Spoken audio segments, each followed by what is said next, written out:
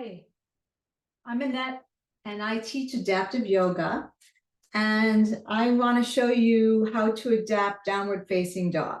Something simple, something that we've used.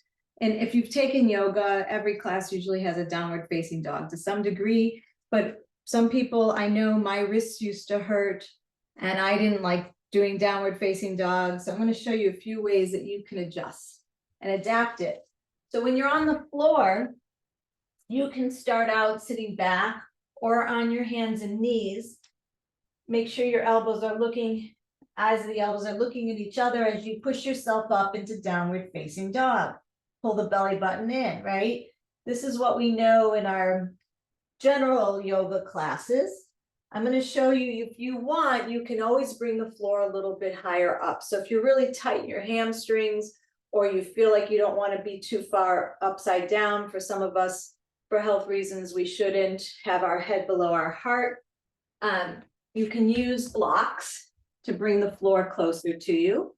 So you can always have the blocks like this, or like this, or like this, depending on how high you want to go. So say I put them halfway like this.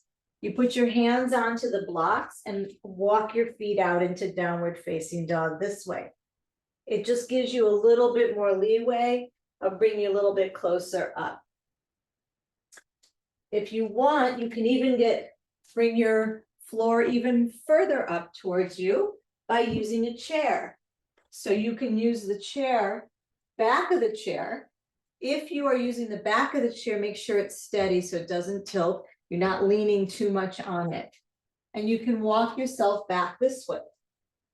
Feet are hip width apart always, right? Push the hips back, pull the belly button in. You're still doing your downward facing dog. You're keeping your head above your heart. So that's one option. If you want in between from the floor, the blocks, and not as high up on the back of the chair or even at a wall, you can do it at a wall here, which would give you even further up. You can also use the seat of a chair and walk your feet out. So no matter how you decide to adapt your yoga practice for your downward facing dog, you want to listen. What are you needing that day? What are you needing at that moment? So you would adjust and adapt. Everything in yoga is adaptable, and you just have to find what works for you. I'm going to be teaching different ways to adapt the different postures.